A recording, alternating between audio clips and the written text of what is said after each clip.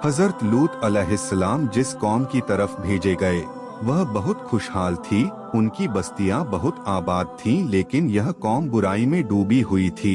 लोग खुदा को छोड़कर बुतों को पूजते थे, बटमारी करते, और सबसे बड़ी बुराई इनके यहाँ यह थी कि वह औरतों को छोड़कर लड़कों के साथ बुरा काम करते थे।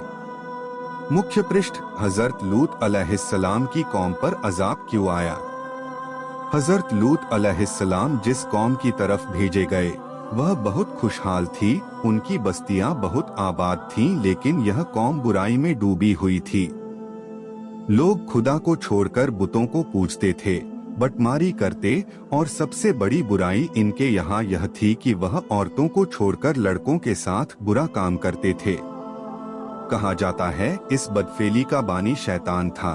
जब उसने चाहा कि कौम में यह बुराई फैले तो उसने एक अजीब तरकीब से काम लिया। इब्लीस एक खूबसूरत लड़के की शक्ल में एक बाग में आता और हमेशा उसके फल फूलों को नुकसान पहुंचाता। बाग का मालिक उसे पकड़ने की कोशिश करता, लेकिन वह भागकर बाग से निकल जाता।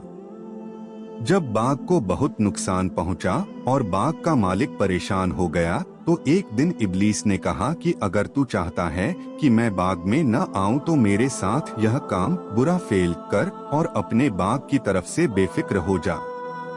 बाग के मालिक ने कहा यह तो बहुत अच्छा है, और फिर वह इस बुराई में पड़ गया। इस तरह शैतान ने फेलेबद को इस कौम में जारी कर दिया।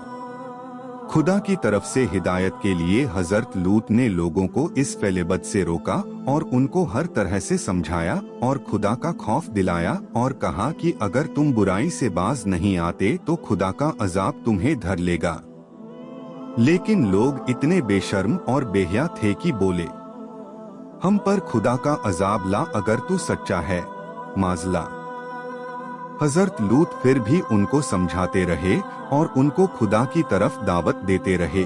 अपने चचा इब्राहिम अलैहिस्सलाम की तरह हजरत लूत अलैहिस्सलाम भी मेहमानों की बड़ी इज्जत और खिदमत करते थे। जब हजरत लूत की कौम की बुराई हद से ज्यादा बढ़ गई तो खुदा ने इस कौम को मिटा देने का फैसला कर लिया। कुछ फरिश्ते हसीन और खूबसूरत लड़कों की शक्ल में हजरत लूत अलैहिस्सलाम के सामने आए। हजरत लूत अलैहिस्सलाम को सख्त परेशानी हुई क्योंकि वह अपनी कौम की आदत से वाकिफ थे, इसलिए मेहमानों के आने से बहुत रंजीदा हुए। मेहमानों को अपने घर में ठहराया और बीवी से कहा किसी को मेहमानों का हाल मालूम न होने पाए। लेकिन काफिर बीवी ने जाकर लोगों को बता दिया कि उसके घर ऐसे लड़के आए हैं जिनके हुस्न और कदोकामत की तारीफ नहीं की जा सकती, यानी वे हुस्न व जमाल में बेमिसाल हैं। इस खबर के सुनते ही बदचलन लोग हजरत लूत के पास पहुँचे। हजरत लूत ने कहा, मुझे क्यों मेहमानों के सामने फजीहत करते हो? बुराई से बाज रहो। अगर चाहो तो बेटियों को अपने निकाह में ले आओ, लेकिन मेरे मेहमानों को मत सताओ। काफिरों ने कहा, तेरी बेटियों से हमें कोई मतलब नहीं। जो हमारा इरादा है उसको तू खूब जानता है। फरिश्तों ने जब देखा कि हजरत लूत बहुत परेशान हैं, तो खामोशी से उनसे कहा, आप बेखौफ रहिए, हम खुदा के फरिश्ते हैं, ये लोग कुछ भी नुकसान नहीं पहुंचा सकते। हजरत जिब्रील ने दरवाजे से निकलकर अपने परों की हवा लोगों की आंखों में लगाई। वह अंधे होकर गिरते पड़ते घरों को भागे।